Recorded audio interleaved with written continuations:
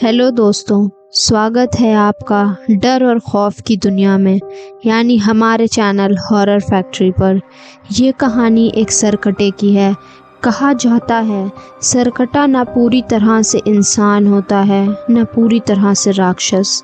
उसका सर तो कटा हुआ है लेकिन फिर भी वो जीवित है और वो रात के अंधेरों में घूमता है अपना शिकार ढूंढने के लिए।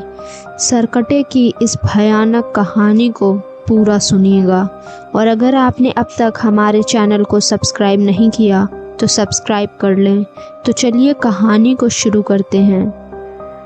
घड़ी की सुइयां आधी रात का समय दिखा रही थीं। चारों ओर घना अंधेरा छाया हुआ था, मानो रात ने अपनी काली चादर से पूरे गांव को ढक लिया हो। हवा में एक अजीब सी ठंड थी जो किसी अनहोनी की आहट का संकेत दे रही थी, और बस सूखे पत्तों की सरसराहट सुनाई दे रही थी। शीतल अकेली एक सुनसान सड़क पर चली जा रही थी, जिसका नाम ही सुनकर गांव वालों के रोंगटे खड़े हो जाते थे। इस सड़क के बारे में कई कहानियां मशहूर थीं।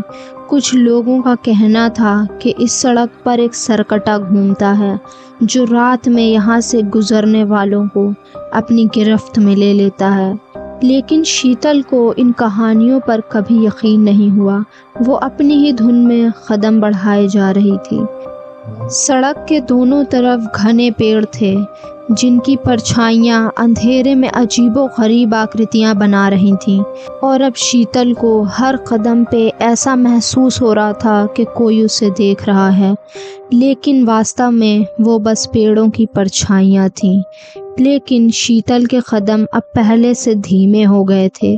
उसकी दिल की धड़कनें तेज हो गई थीं।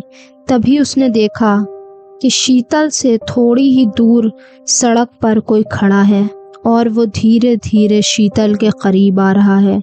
शीतल ने जब उसे पास से देखा तो उसका खून जम गया। वो वही सरकटा था जिसकी कहानियां उसने सुनी थीं। उसका सर उसके हाथ में था और उसका चेहरा खून से सना हुआ था। उसकी आंखों में एक अजीब सी चमक थी जो सीधा शीतल की आत्मा तक पहुंच रही थी। वो समझ नहीं पा रही थी कि वो भागे या खड़ी रहे। सरकटे ने धीरे धीरे अपने कटे हुए सर को शीतल के सामने उठाया। उसकी हंसी की आवाज़ जो पहले धीमी थी वो अब गूंजने लगी थी, जैसे कई दिशाओं से आ रही हो। शीतल ने भागने की कोशिश की, लेकिन उसके पैर भारी हो गए, जैसे कोई अदृश्य शक्ति ने उसके पैरों को जकड़ लिया हो। तभी सरकटे ने अपना सर शीतल की ओर बढ़ाया, मानो वो उसके कान में कुछ कह रहा हो। शीतल की चीख उसके गले में अटक गई और वो वहीं बेसुध होकर गिर पड़ी। अगली सुबह गांव वालों को शीतल बेहोश मिली। कुछ दिन में वो ठीक तो हो गई, लेकिन उस सड़क पर वो कभी भूले से भी नहीं गई। क्या आप उस सड़क पर जाने की हिम्मत करेंगे? अगर आपके पास कोई हॉरर स्टोरी है तो हमें मेल करें। हमारा ईमेल एड्रेस आपको डिस्क्रिप्शन बॉक्स में मिल जाएगा। और अगर आपको ये कहानी पसंद आई हो तो वीडियो को लाइक करना बिल्कुल ना भूलें। और आपको अगली कहानी कौन सी सुननी है हमें कमेंट्स में बताएं। तो मिलते हैं एक और खौफनाक कहानी के साथ। तब तक के लिए अलविदा।